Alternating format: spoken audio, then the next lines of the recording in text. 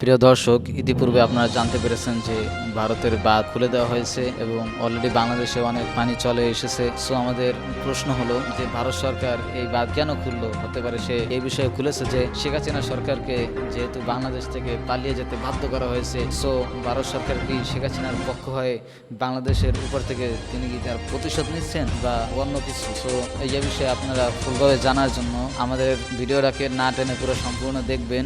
এরকম update news পেতে আমাদের চ্যানেলটাকে সাবস্ক্রাইব করবেন এবং পাশে থাকা বেল বাটনটি ক্লিক করে দেবেন। স্মরণকালের সবচেয়ে ভয়াবহ বন্যা পরিস্থিতির মুখোমুখি বাংলাদেশ।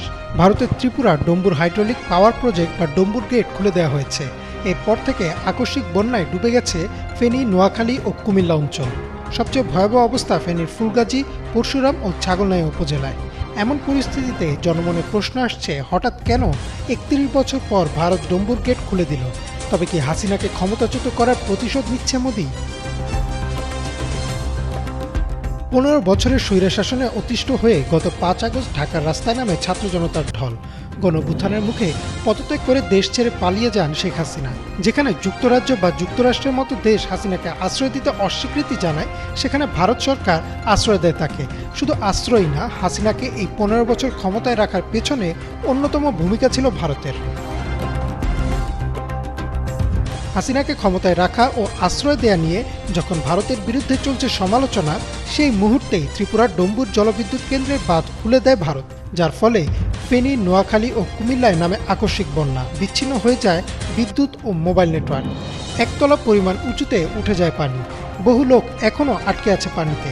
দ্রুত উদ্ধার করা না গেলে প্রাণহানি হবে অসংখ্য। এখন প্রশ্ন উঠেছে, ভারত কি তবে ইচ্ছে করে এই বাঁধ খুলে দিল? এর মধ্যেই ভারতের এক গণমাধ্যম জি24 ঘন্টা ২১ আগস্ট একটি প্রতিবেদন করে, যাতে ভারতের ছেড়ে দেয়া পানিতে বাংলাদেশের পরিস্থিতি নিয়ে কটাক্ষ করা হয়। এরপর থেকেই বাংলাদেশের মানুষের মনে জন্ম নিয়েছে প্রচণ্ড ক্ষোভ।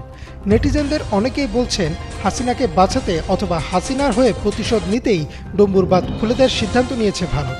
কিন্তু ভারতীয় অন্যান্য গণমাধ্যমের তথ্য অনুযায়ী বেশ কিছু রাজ্যে গত কয়েকদিন ধরেই চলছিল ভারী বর্ষণ। কিন্তু গত ২০ আগস্ট ভয়াবহ ভূমিধসে ভারতের সিকিমে তিস্তা বাঁধ জলবিদ্যুৎ কেন্দ্রটি ধসে পড়ে।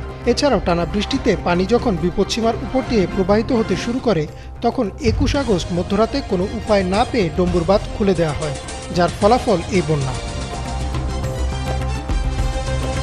আপাত দৃষ্টিতে মনে হচ্ছে ভারত ইচ্ছে করে নয়, বরং কোনো উপায় না পেয়েই এই বাঁধ খুলে দিয়েছে।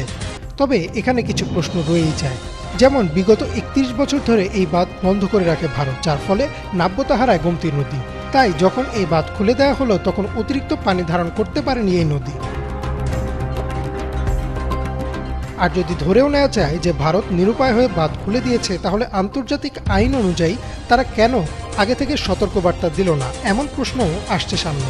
ভারত যখন দেখছিল যে প্রচণ্ড বর্ষণ ও পাহাড়ি ঢলের কারণে পানি ধরে রাখা যাচ্ছিল না, তখনই তারা বাংলাদেশকে সতর্ক করে দিতে পারত। তাহলে হয়তো এমন বিপর্যয়ের মুখে পড়তো না ফেনী, নোয়াখালী ও কুমিল্লা অঞ্চলের মানুষ। তাই প্রশ্ন এখনও রয়ে যায়, এই বন্যা কি শুধুই প্রাকৃতিক নাকি রাজনৈতিক? তবে কারণ যাই হোক, এখন সর্বোচ্চ গুরুত্বের সাথে বন্যা কবলিত অঞ্চলগুলোতে অভিযান চালিয়ে উদ্ধার করতে হবে আটকে পড়া সাধারণ মানুষদের। পাশাপাশি আগামী ৪৮ ঘন্টা ভারী বৃষ্টিপাতের সংখ্যাও রয়েছে বাংলাদেশের উপর। তাই এখন উদ্ধার অভিযানই হওয়া উচিত প্রথম অগ্রাধিকার।